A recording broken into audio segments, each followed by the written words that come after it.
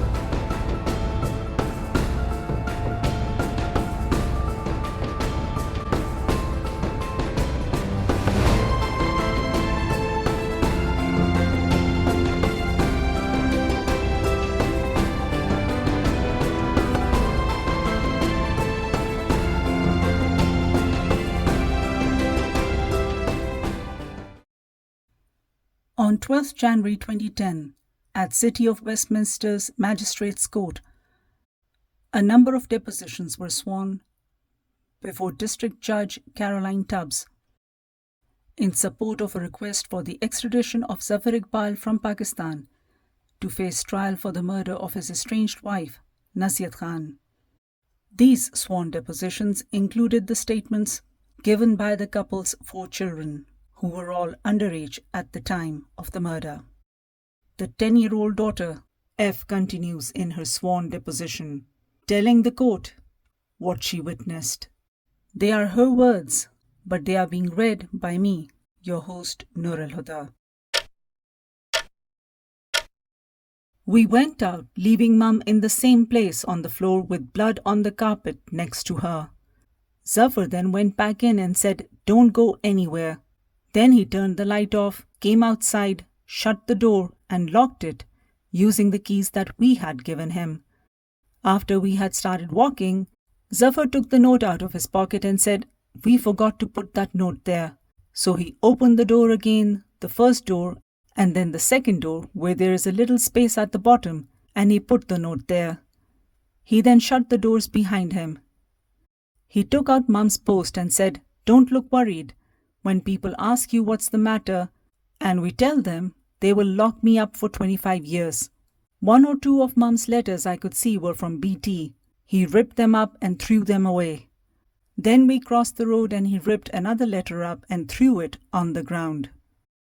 Then we reached a bus stop and took a bus to Croydon. We were going to go to my uncle's house, but then Zafar said, 'No, we are going to get tickets to Newcastle. And then we are going to tell your uncle, and then he is going to take your mum to hospital.' Zafar then took us to a PIA travel agent office and spoke to a man, but he didn't get any tickets. Then we all got a bus somewhere else to try in another shop. We were crying again and Zafar said, 'Be careful because there's a lot of police here.' Then Zafar phoned my uncle's shop to see if our brother, Yu, was there before taking us by train to Southall.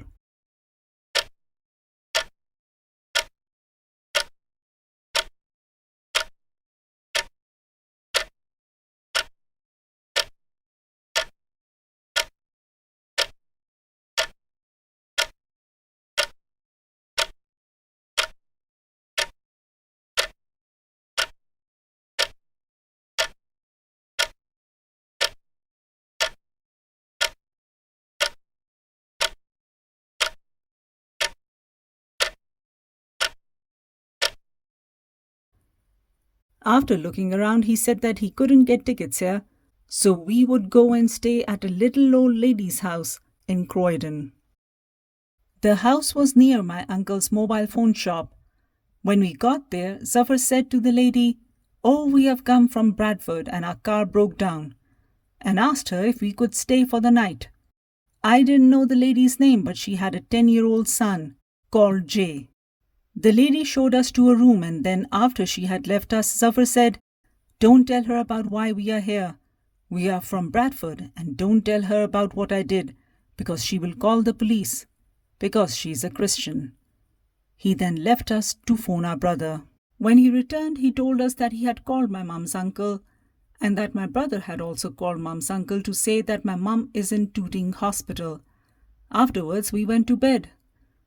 And at about 4 or 5 a.m. the next morning, Zafar got up saying that he was going to go to Newcastle to get our uncle, so that he could take my mum to hospital and would be back around 6 or 7 o'clock. He then reminded us to not tell the lady anything about what he had done. He told us to tell the lady that he had gone to fix the car and that it would take ages to fix the car. After he left, we fell asleep again.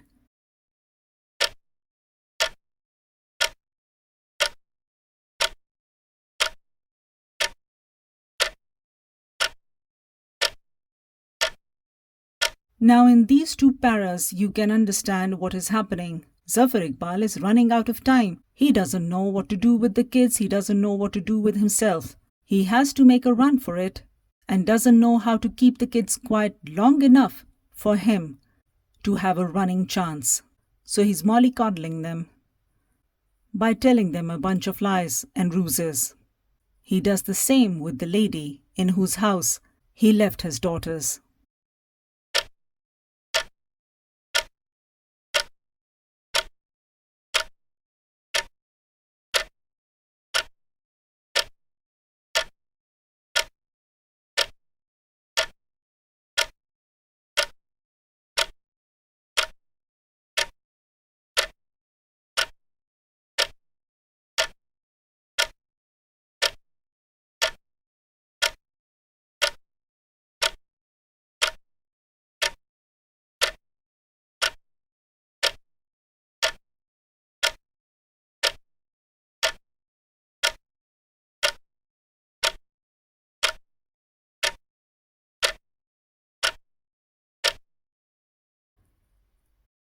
F continues in her sworn deposition.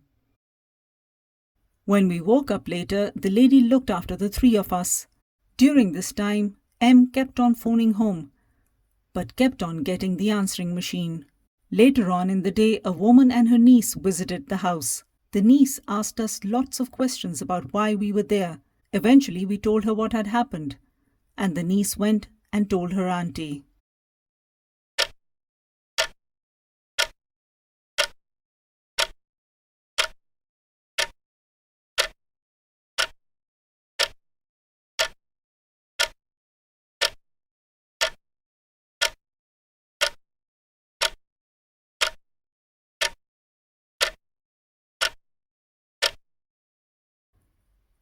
Later on, their brother came and took them to their uncle's mobile phone shop and asked about their mother. That's when the sisters said, "Isn't she with you in hospital?" Their brother then muttered something about probably gone to Manchester. And M and I said, "We wrote that note. Zafar told us to." We then told our brother what had happened to our mum. And he got our uncle, who asked us what the matter was because we were crying. So we told him as well. He then closed the shop and our brother went somewhere.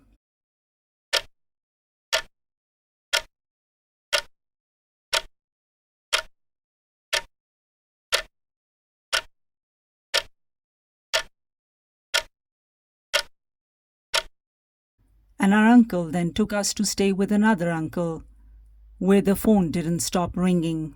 One of these calls was from Zafar, who spoke to my elder sister M and said, "Mum's phoned, she's right here with me."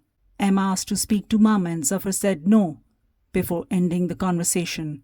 Afterwards, we went to bed, and at about 1 a.m. the police came and asked my uncle to bring us down to the police station. Once at the police station, we were taken into foster care. This narration was the signed deposition, witness testimony of F, who was 10 years old when her father killed her mother. You seek support from professionals in a society where... In the next episode, we will investigate the impact that such an incident and being witness to such an incident, to such a gruesome crime at such a young age, can have on children by talking to an expert in the field.